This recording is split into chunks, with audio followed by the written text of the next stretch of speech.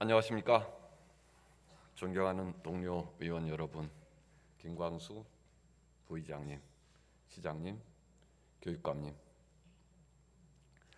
특히 이 저의 시정 질문을 바라보고 계시는 저를 뽑아주신 강서구의 발산동 주민 여러분, 화곡 3동 주민 여러분, 우장산동 주민 여러분, 안녕하십니까. 저는 도시안전건설위원회에서 의정활동을 하고 있는 문장길입니다. 시작하겠습니다. 교육감님 나와주시죠.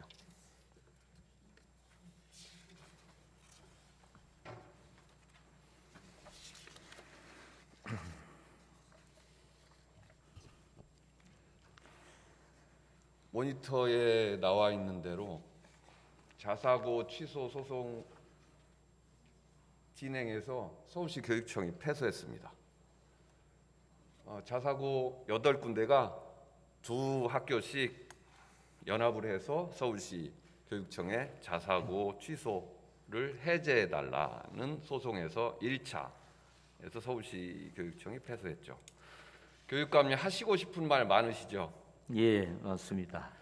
법원의 판단은 절차적 문제였다라고 판결 이유를 말했지만 서울시 교육청은 나름대로 판결하는 판사들의 편향, 좀 그 정치적인 성향 내지는 개인적 성향으로 인해서 서울시 교육청에 불리한 판단을 하였다라고 생각하고 계신다고 언론 보도를 통해서 들었습니다. 예.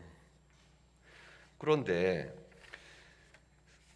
재판부에서 이야기한 절차적 문제점은 무엇인지 간단하게 말씀 좀 해주시죠. 예, 사법부에서 한 부분은 이제 지표가 이게 5년마다 한 번씩 평가하는데요. 그 예측 가능성이 적었다 이렇게 이제 사법부는 판단을 했습니다. 저희는 물론 당연히 할 말이 많이 있습니다. 평가 기준의 예측 가능성을 그 자사고가 할 수 있었어야 된다 이렇게 근거로 삼았습니다. 저는 교육위원회 소속 의원도 아니고 교육위원회에서 활동하지도 않습니다. 저는 서울시 의원으로서 서울 시민으로서 외부적 시민의 입장에서 시민의 눈높이로 이 문제를 바라봤습니다. 예. 그런데 서울시 교육청의 대처는 참으로 미흡했다는 저의 생각입니다. 예. 이 자사고 문제가 공교육의 정상화라는 기본적 취지에 자사고가 문제가 있다고 저는 시민의 눈으로 바라보고 있습니다. 그래서 자사고는 초중등교육법 시행령 개정으로 2025년 3월부터 자사고와 외고가 폐지될 예정이고 폐지될 예정이어서 공교육의 활성화를 도모를 하겠다 이런 개념의 선상에 있다고 저는 생각했는데 그렇습니다. 이번 판결은 참으로 아쉽습니다. 이번 판결에서 이 서울시 교육청이 지속적으로 주장하고 있는 공교육의 정상화, 예. 공교육의 활성화 방안에 대해서 왜 재판부에 적극적으로 이런 문제점들을 어필하지 않았는지 예. 해명 한번 해보시죠. 예. 물론 사법부 판단은 존중될 수밖에 없습니다만은 이것이 지금 서울의 네 군데고 서울과 부산과 경기가 있습니다. 지금 경기는 이제 다음 달에 판결을 앞두고 있는데 이게 부산에서부터 판결이 이루어졌습니다. 그래서 저희는 사실 변론 과정에서 상당한 승산이 있다고 이렇게 판단을 했는데 부산에서 패소 판결이 되면서 그 패소의 기본 논리를 그냥 거의 서울의 재판부가 다 가져왔다고 저희는 좀 판단을 합니다. 물론 문 의원님 말씀대로 시민의 눈높이에서 저희가 더 적극적으로 대처를 하지 못한 부족함도 저희도 있을 수 있다고 생각을 합니다. 그런데 저는 더 큰 틀에서는 저는 전반적인 사법의 보수화 현상 맥락에서 생각을 하고 있고요. 또 저는 이것을 행정의 사법화라고 할까요? 저희가 행정의 일정한 자율성을 저는 보장해야 된다고 생각합니다. 저희가 위법이나 뭐 불법으로 하면 안 됩니다만은 그러나 과도하게 행정 문제가 사법적 판결의 대상으로 지금 가져가고 있다. 저는 뭐 교육청 행정도 그렇고 시정도 그렇고 다 저는 그런 큰 맥락에서 사법부가 조금 더 전향적으로 판결을 해주셨으면 좋겠다. 이렇게 저는 소망을 갖고 있습니다. 그런 소망을 피력하셨지만 서울시 교육청이 능동적으로 이런 문제에서 적극적으로 면밀하게 대처하고 있지 못하다는 인상을 좀 예. 받고 있습니다. 저희가 이제 교육위원회 의원님들하고 개인적으로 사석에서 이야기를 예. 하다 보면 저보고 교육위원회는 오지 말아라. 왜? 되는 것이 없다. 예. 라는 말씀을 하시더라고요. 그래서 저는 이 문제가 무슨 문제였냐, 어떠한 기인으로 인해서 그런 이야기가 나오느냐라는 이야기를 저 나름대로 혼자 판단을 해봤는데 조희연 교육감의 리더십, 예. 교육청 통제 능력 이런 부분들이 좀 약하지 예. 않느냐라는 생각을 저 나름대로 해봤습니다. 예. 어떻게 생각하시는지? 예, 뭐 그 점에 대해서는 제가 뭐 겸허하게 생각을 하고요. 단지 그 어떤 지적하고요. 이 자사고 판결 부분은 저희가 최선을 다했는데도 불구하고 외부적 판결이지 않습니까? 그래서 이 부분은 이제 단적으로 이렇습니다. 그러니까 5년 동안에 5년마다 평가가 이루어지는데요. 지금 저기 나와 있습니다만 2014년에 이제 운영 평가가 있는데 2015년에는 좀 변화가 있었습니다. 그러니까 2014년에 평가가 1차 있었고요. 2015년에 2차가 평가가 있었는데 기억하시겠습니다만은 제가 2014년에 취임을 했습니다. 자사고 폐지라는 그런 큰 슬로건을 가지고 제가 2014년에 취소를 했는데 더 전면적인 지표 변화를 생각했습니다만 당시 박근혜 정부 교육부와의 협의 과정 또 저희에 대한 반대 이런 걸 통해서 2015년부터는 어느 정도는 합의된 박근혜 정부 교육부조차도 합의할 수 있는 방향에서 서로 평가 기준이 정리가 됐습니다. 그러니까 4년 동안은 평가가 일관됐고 자사고가 충분히 예측할 수 있었다. 근데 5년 동안 평가 기준이 하나도 바뀌지 말아야 된다. 저는 그건 있을 수 없다는 생각을 개인적으로 갖고 있습니다. 왜냐하면은 예컨대 사학의 공공성 문제가 굉장히 부각되지 않습니까? 그러면은 그 부분이 감점이라든가 이런 걸로 지금 반영이 된 겁니다. 그러니까 4년 동안의 시대적 변화와 탄핵도 있었죠. 그런 시대적 변화를 반영해서 재량 지표에서 교육부가 저에게 허용한 범위 내에서 이 부분적인 변화를 한 것이고 그건 자사고도 충분히 예측할 수 있었다. 저희 이제 그렇게 보는데 거기서부터는 이제 사법부가 사실은 판결을 이렇게도 할 수 있고 저렇게도 할 수 있는 여지가 있습니다. 예, 죄송합니다. 좀 길어져서 죄송합니다. 그럼 앞으로 2심, 3심이 남아 있지요. 예. 2심, 3심의 결과는 어떻게 예측하고 어떻게 대처하실 예정이십니까? 예. 중요한 말씀이시고요. 저희는 일단 자사고도 서울의 학교이기 때문에 학교 부담이 너무 큽니다. 저희도 지금 소송 비용이 많이 들었습니다만 자사고도 힘들기 때문에 저희가 1차적으로는 지금 병합 심리를 요청해 놓은 상태입니다. 그래서 8개가 동일한 패턴 4개 재판부입니다만 동일하기 때문에 병합 심리를 해주기를 일단 소망하고 있고요. 아마도 헌법재판소 판결이 있을 것 같습니다. 자사고 측에서 헌법소원을 했습니다. 근데 이 지금 그 4개 재판부의 판결에 보면은 말하자면 자사고 폐지의 취지 자체를 건드리진 않았습니다. 그 전제를 하고 교육청의 절차 잘못으로 이렇게 얘기를 했거든요. 그래서 저희는 중간에 헌법재판소의 헌법소원 판결, 그것도 자사고가 요청한 판결에서 정리를 좀 정확하게 해주실 수 있을 거로 생각하고 저희는 꽤 긍정적 기대를 하고 있습니다. 항소는 저희 나름대로 열심히 지금 준비하고 있습니다. 네, 잘 준비하셔서 조희연 교육감의 교육 철학, 조희연 교육감이 이루고자 하는 서울 교육을 잘 실현시켜 주시기 바랍니다. 좀 부족한 점은 더 보완하겠습니다. 네, 다음 주제로 넘어가시죠. 자, 학생 인권 조례가 공포된 지 9년이 지났습니다. 아마도 조희연 교육감의 취임 시점에 조례가 공포되었죠.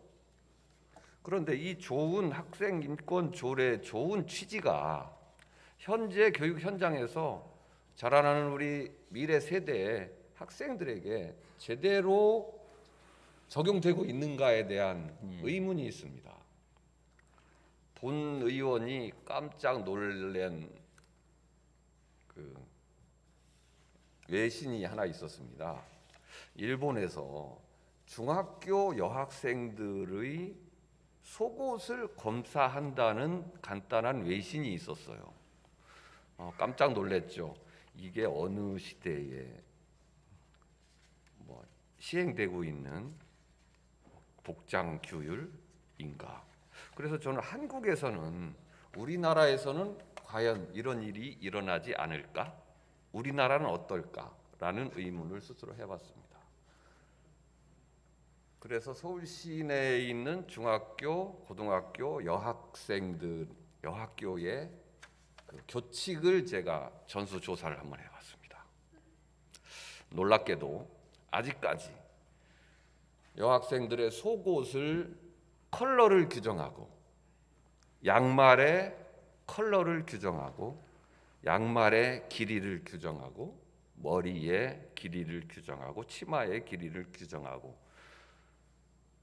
머리 퍼머를 해야 하는 퍼머를 이제 허용을 해도 컬러를 규정합니다. 그리고 선천적 곱슬이면 그 학생이 선천적 곱슬이라는 의사의 소견서를 지니고 학생 주임한테 제출해야 됩니다. 이런 규정이 2021년도 서울시 여학교에서 일어나고 있습니다. 깜짝 놀랄 일이죠. 조희연 교육감은 지금 여태까지 10년의 서울시 교육을 책임진 수장이었습니다. 이런 일들이 일어나도록, 이런 일들이 현재까지 진행되도록 10년 동안 뭐 하셨습니까? 말씀 좀 해보시죠. 예. 문 의원님이 사실 교육위원이 아니심에도 불구하고 굉장히 중요한 의제를 계속 제기해 주셔서 저는 사실 감사한 마음으로 이렇게 받아들이고 있습니다. 그리고 이 문제는 이제 저희가 인권조례가 규정하고 있는 당연한 학생들의 권리와 또 학교의 현실 간에 이제 갭이 솔직히 좀 있습니다. 그리고 의원님들도 이제 아시겠지만 이게 주로 이제 사립학교에서 많이 거의 대다수가 사립학교입니다. 그래서 이제 다른 문제도 있습니다. 사학 공공성 문제도 공립 부분과 이제 사립 부분은 이제 사립학교의 자율이라는 그 틀 속에 숨어서 이렇게 조금 이루어지는 어떤 지점들이 좀 있습니다. 그래서 이번 문제에 대해서는 교육위원님들도 굉장히 강력하게 지적하시고 또 문 의원님이 요걸 지적하셔서 제가 요 부분은 부서에 명백히 지시를 했습니다. 요 부분은 확실하게 이번에 정리를 하자. 그래서 이제 문 의원님이 감사하게도 31개 학교를 얘기해서 지금 이렇게 진행이 되고 있습니다. 일단 1차적으로 자발적 전환이 중요하기 때문에 31개 학교 모두에 대해서 컨설팅을 하고 있습니다. 그래서 지금 한 반절 정도 이루어졌고요. 그래서 일단 컨설팅을 통해서 자발적인 학칙 개정이라든지 규제 폐지로 가고요. 만일 안 될 경우에는 직권조사를 통해서 그러니까 이겁니다. 뭐 예를 들면 속옷, 양말, 스타킹 이런 부분에 대해서는 저는 있을 수 없는 일이다 하고 이건 시대 변화에 우리 사실 학생들의 미래 역량 중에 하나는 미적 감수성이라고 저는 굳게 믿고 있고요. 저는 컬러풀한 학교를 만들어야 된다고 생각하고 다른 많은 현실과의 갭은 있습니다만 이 문제는 제가 확실하게 제가 이제 두발하고 두발 상태 문제나 두발 자유화 문제나 이런 부분들은 이미 일정 부분 시정을 했습니다. 100%는 안 있습니다만 그래서 이제 그런 여러 가지 학생들의 개성을 존중하는 권리 실현을 위한 노력을 이제 지속적으로 하고 있습니다만은 이번 기회에 이 주제에 한해서는 문 의원님이 좀 100% 만족하실 수 있도록 하겠습니다. 교육감께서 100% 만족할 수 있도록 시행을 조치를 취하겠다 이런 말씀을 하셨는데 저는 제 3년 동안의 선출직 의원 경험으로 되는 게 없다. 이 자리에 와서 나는 이렇게 하겠다. 서울시 교육행정을 이렇게 하겠다. 또 뭐 시장님도 조금 이따 말씀하시겠지만 시장도 이렇게 하겠다. 뭐 여기 본부장들, 실장들, 국장들 다 나와 있는데 이렇게 하겠다라고 이야기해서 그것이 실행되는 확률이 거의 없습니다. 거의 제로에 가깝습니다. 지금 교육감께서 문 의원이 걱정하는 바를 다 해소하겠다. 확실하게 해소하겠다고 말씀하셨지만 여태까지 교육감님이 뭘 하셨습니까? 10년 동안. 죄송합니다. 그런데 10년 동안 못한 일을 지금 문 의원이 제 임기가 이제 1년 남았습니다. 1년 동안 하겠습니까? 문 의원님이 불신의 깊이가 너무 깊으신 것 같습니다. 뿌리가 깊을 수밖에 없지요.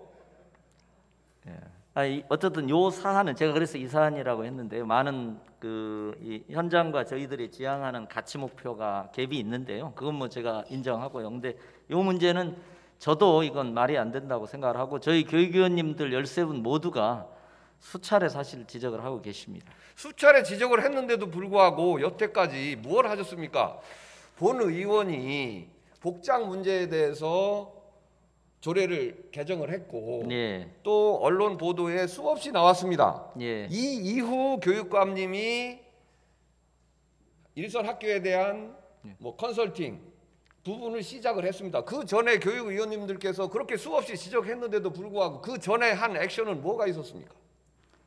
당연히 학교에 대한 여러 가지 노력들을 했고요. 이제 1,300개 학교 중에 31개 학교니까요. 의원님들도 그렇게 학교 중에 그다음에 30학교가 31개 학교라. 그래서 그 대부분이. 기준이 아주 적은 퍼센테이지다. 그래서 그냥 넘어갈 수 있었겠다. 이 정도는 이해를 해달라 이런 말씀이세요?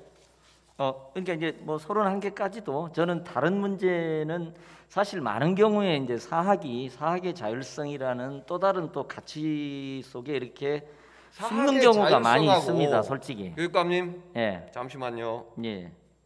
사학의 자율성하고 국민의 행복 추구권 무엇이 우선입니까? 헌법에 보장된 행복 추구권, 자유로운 삶을 살고자 하는 국민들의 권리 무엇이 앞선 가치입니까? 물론 당연히 뭐 헌법적 가치가 우선이죠. 헌법적 가치를 실현하는 일이 선출직 공직자와 임명직 공직자들이 해야 될 시민과 학생의 행복을 위해서 안전한 삶을 위해서 해야 할 마땅한 일입니다.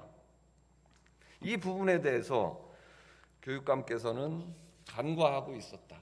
심각하게 생각하고 있지 않았다라는 지적을 합니다. 교육감께서 말씀하셨다시피 제가 걱정하는 또 교육위원들께서 걱정하는 선출직 서울시 의원 동료 여러분들이 걱정하는 이런 일이 다시는 발생하지 않도록 이번에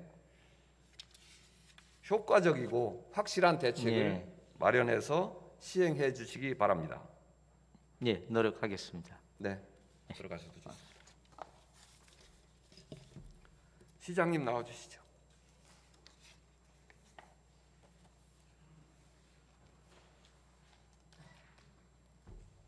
자, 고덕역이죠. 출입구가 저렇게 되어 있습니다. 그 원 사선으로 점선으로 되어 있죠.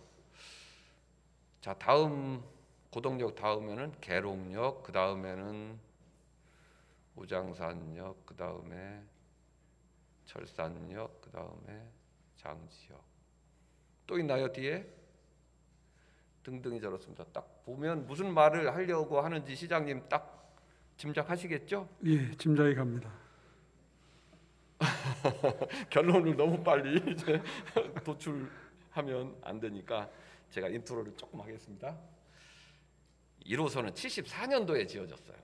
그러면 지금이 한 46년, 50년 됐어요. 그리고 2, 3, 4, 5, 6호선이 지어졌죠. 근데 그 초창기에는 역사의 냉방 장치조차도 지어지지 않았었어요. 그럼 어떻게 할까요? 지금 50년인 거의 50년이 지났고 이제 이 시설들은 우리와 우리 자손들 50년 동안은 더 유지를 해야 될 것입니다. 이제 저렇게 맨 처음에 지어놓은 그 역사들이 50년이 지나고 도시가 변화하고 있죠. 변화하는 변화에 제대로 응대하지 못했어요. 또 도시의 변화도 변하지만 시민들의 요구도 많이 변화되고 있어요. 아주 적극적으로 시민들의 불편 사항에 대해서 개선해달라는 요구가 서울시에 빗발치죠. 그런데도 불구하고 서울시는 변화된 도시, 시민들의 요구에 대해서 변화하지 않고 있어요. 그 요구를 반영하지 않고 있어요. 아주 피동적이고 아주 수동적으로 대응하고 있어요. 서울시 행정이 그래요. 물론 행정의 뭐 근본적인 그 습성 그런 부분들이 선제적으로 먼저 하지 못한다는 것 이해합니다. 국가나 지방정부나 중앙정부나 역시 마찬가지라고 생각해요. 그런데 문제 제기를 하는 문제점이 파악되고 문제 제기를 하는 점에 대해서만은 그 정도라도 이 행정이 지방정부의 행정이 적극적으로 반응해야 되지 않겠는가라는 생각을 합니다. 무장산역이 딱 나와 있네요. 하필 제가 사는 동네를 다른 역으로 넘겨주시죠. 내 얘기하는 것 같아서. 그럼 저 7호선 철산역을 한번 예를 들어볼까요?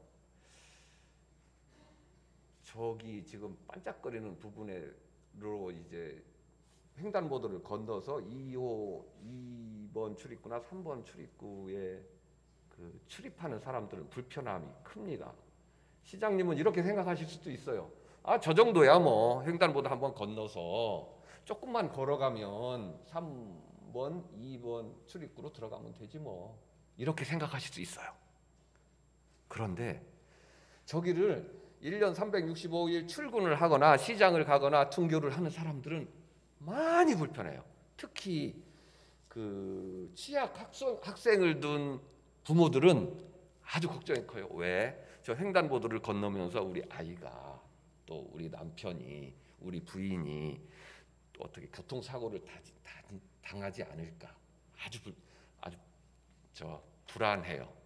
또 저기를 건너면서 비가 오거나 춥거나 바람이 불거나 그러면 저기에 그 원 있는 부분에 출입구가 있는 상황과 없는 상황이 꽤 불편함이 심해요. 시장님은 지하철을 잘 안 타고 다니시죠? 예. 예, 저는 지하철을 타고 다닙니다. 너무 많이 불편해요. 자, 시장님의 말씀을 한번 해보시죠. 제 문제 제기에 대해서.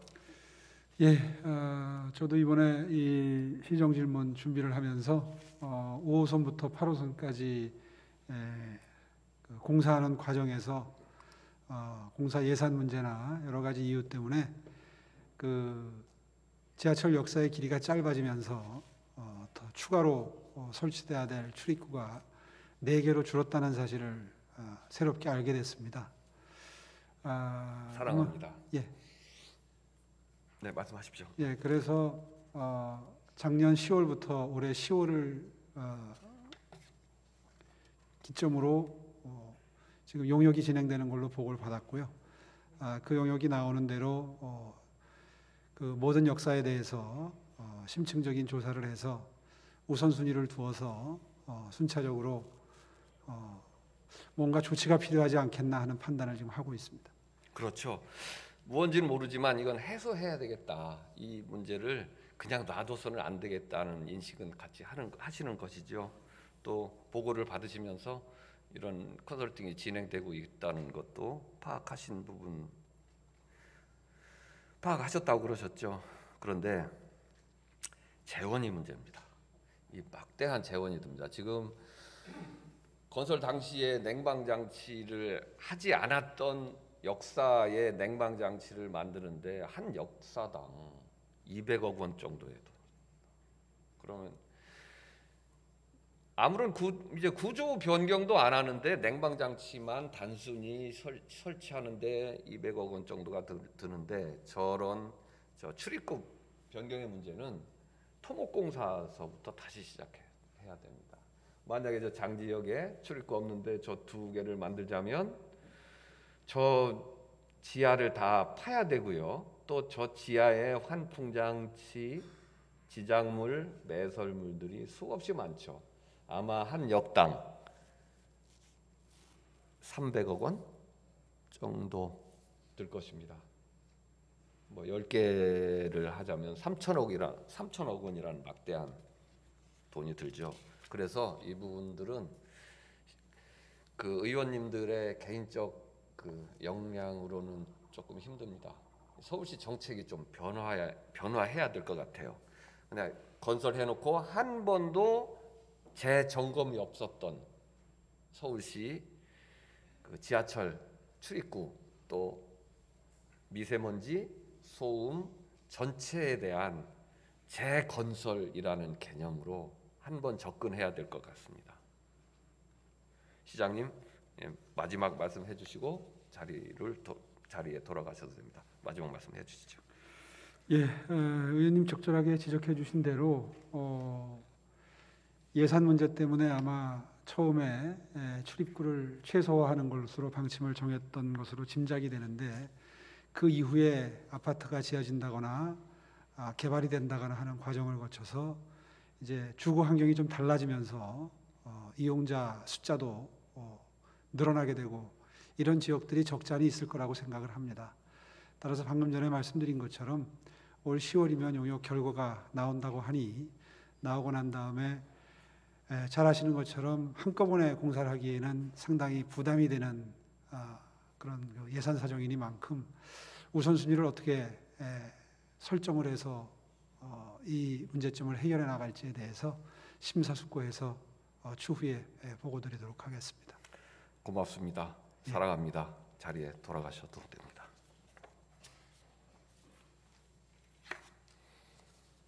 다음 꼭지로 넘어가 보죠.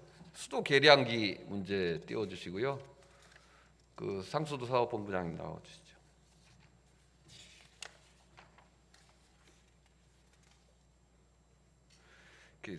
한파가 오면 수도 계량기가 동파가 됩니다.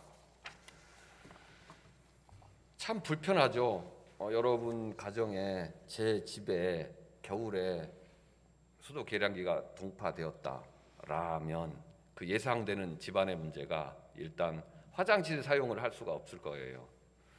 또 아침 저녁으로 하는 샤워도 못 할 거예요. 설거지도 못 할 거고요. 그러면 어떤 집안에서 어떤 일이 일어날지 가정이 되죠. 이제 음식을 시켜 먹어야 됩니다. 또 잠자리는 그 샤워 등등은 뭐 다른 숙박 시설을 이용하거나 뭐 다른 집으로 가서 이용을 해야 되겠죠. 서울시의 자료를 보면 20년, 21년 한파특보가 30일이고 영하 18.6도까지 내려갔군요. 자, 서울 시내에 지금 서울시 행정이 참 면밀하게도 동파 취약 세대의 계량기 숫자까지 파악하고 있어요. 전체 수전의 계량기가 221만 4,742개고 동파 취약 세대가 전체 수전의 2.63% 5만 8,177개라고 파악하고 있어요. 참 서울시 행정 면밀하죠. 여기까지 다 파악하고 있어요. 다 알고 있어요. 그런데 동파되지 않는 계량기가 있어요. 동파되는 계량기도 있고 한파가 와도 동파되지 않는 계량기가 있어요. 그런데 동파되지 동파 취약 세대에 동파되지 않는 계량기를 설치하려면 16,450개만 더 설치를 하면 겨울에 동파 문제는 뉴스에 덜 나와요. 근데 16,450개 동파 취약 세대에 동파되지 않는 계량기를 설치하려면 6억 2,500만 원의 예산이 필요해요. 크지 않은 예산이에요. 서울시는 이런 문제를 상수도 사업본부는 다 파악하고 있었어요. 그래서 이제 연차적으로 동파되지 않는 계량기로 이제 교체해 주려고 하는 계획이 있어요. 제 본의원이 상수도 사업본부장님과 시장님께 말씀드립니다. 내년 예산 6억 2,500만 원을 투입해서 동파되는 계량기가 설치되어 있는 동파 치약 세대에 전액 한 번에 내년에 교체해 주십시오. 이 불편함을 우리는 모릅니다. 저나 시장님이나 아주 좋은 집에 살고 있어요. 좋은 집은 동파되지 않아요. 어려운 사람들, 가난한 사람들, 반지하에 있는 사람들, 추위에 노출된 시민들, 어려운 시민들이 사는 집이 동파돼요. 엊그제 상수도 사업본부장님하고 통화했어요. 상수도 사업본부장님 뭐라고 말씀하시는지 아십니까? 좀 연차적으로 했으면 좋지 않겠는가. 저는 쓸데없는 소리 하지 말라 그랬어요. 상수도 사업본부장이 만약에 그렇게 대답을 한다면 시장님 발언대로 불러 올린다고 그랬어요. 그러니까 상수도 사업본부장께서 알겠습니다. 내년 예산을 확보해서 꼭 그렇게 하겠습니다라고 얘기했어요. 저도 노력할 겁니다. 김종환 그 환수위원장님께 제가 가서 협조를 구할 것입니다. 아셨죠? 네. 말씀해 보시죠. 여하튼 저희는 그 추가 예산 확보해서 적극적으로 추진하도록 하고요. 근데 이제 말씀 주신 내용 중에서 이게 이제 동파의 100% 안전한 것은 아니라서 그 시민 협조 부분이 중요합니다. 그래서 올해 그런 부분을 현장 그런 말씀을 하지 마십시오. 철저히 점검을 해서요. 잠시만요. 네. 우리는 우리의 할 바를 다 하면 됩니다. 시민들한테 이렇게 동파에 대비해서 뜨거운 열선으로 감고 피복으로 감고 비닐로 덮어라. 협조는 구할 수 있지만 시민들이 어떻게 저희의 협조 요구를 다 받아줍니까? 바빠서 못하고 오늘 집에 못 들어가서 그 액션을 못 취합니다. 거기까지 말씀하지 마세요. 자, 다시 한번 말씀합니다. 어떻게 하시겠어요? 네. 추가 예산을 확보해서 적극적으로 추진하겠습니다. 시장님 들으셨죠? 네, 고맙습니다. 들어가셔도 됩니다. 8분 남았군요. 자, 불법 전단지 좀 띄워주시죠.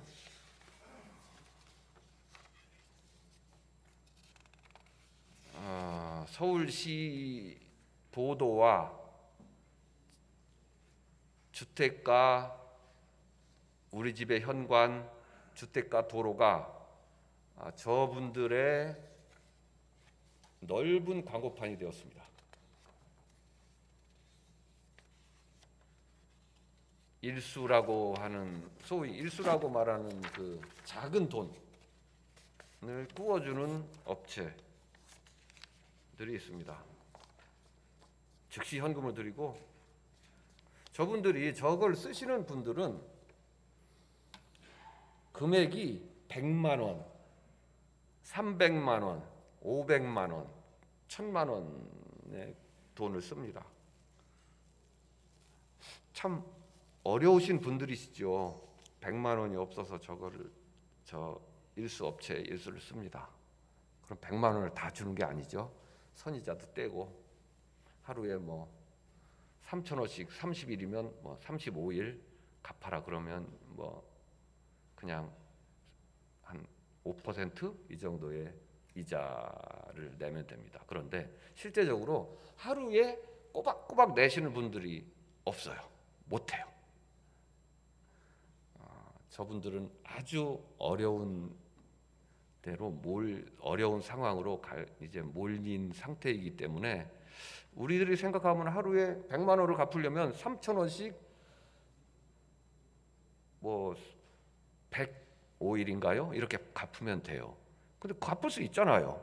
그 1,000만 원이면 하루에 33,000원씩 해서 그렇게 갚을 뭐 상식적으로는 할 수 있는데 저분들은 그렇게 못 해요. 그래서 최악의 경우 인권 유린의 상황으로도 가요. 저 일수를 하는 사람들이 참 독한 양반들이에요. 돈을 꺼주고 돈을 제때 못 갚으면 폭언, 욕설,